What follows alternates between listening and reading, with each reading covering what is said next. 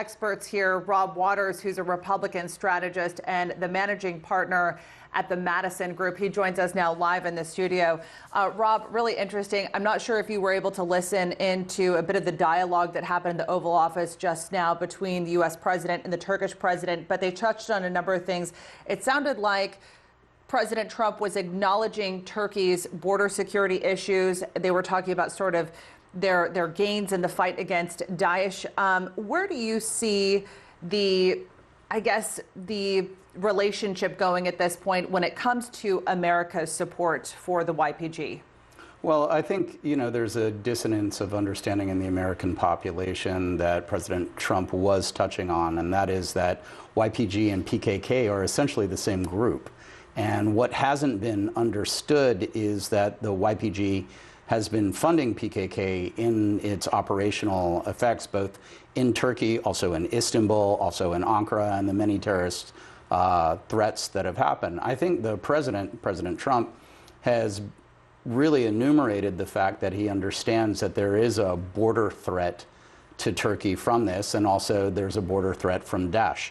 So I think today's initial discussions will touch on that, as it will with trade, as it will with the S-400, as it will with Turkey's role basically in the region. Another thing that's happening that's actually being reported is that President Trump has invited GOP senators to meet with President Erdogan to quote unquote clear the air. What would be the nature of that meeting? Okay, so my understanding is that my good friend Senator Graham and Chairman Risch and a few of the other senators of the Senate Foreign Relations Committee will be going to the White House. As you know, that there is a sanction bill that is coming out, authored by Senator Graham and Senator Menendez, in direct response to the S-400 and the Syria invasion.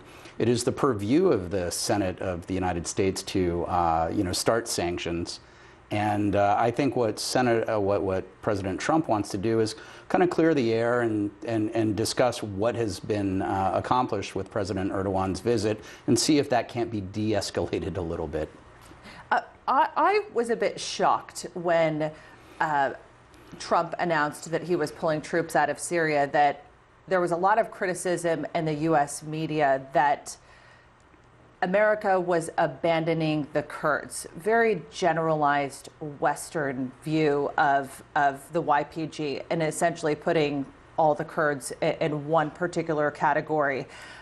Why do you think we're seeing bipartisan legislators, the U.S. media, essentially, I guess, sort of prioritizing the relationship with the Kurds over a NATO ally?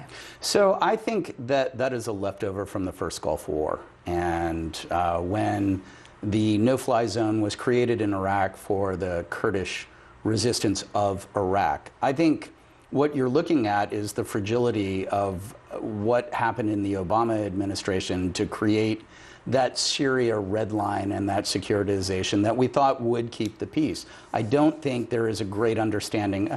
Saying somebody's Kurdish is an ethnic. It is like akin to saying I'm from the South, or somebody's from New York. It's not a unified thing that is really understood both by many members of Congress and also certain of the American population. Well, this is going to be an interesting meeting today between the two leaders. Robb Waters, appreciate you coming on and giving us your analysis.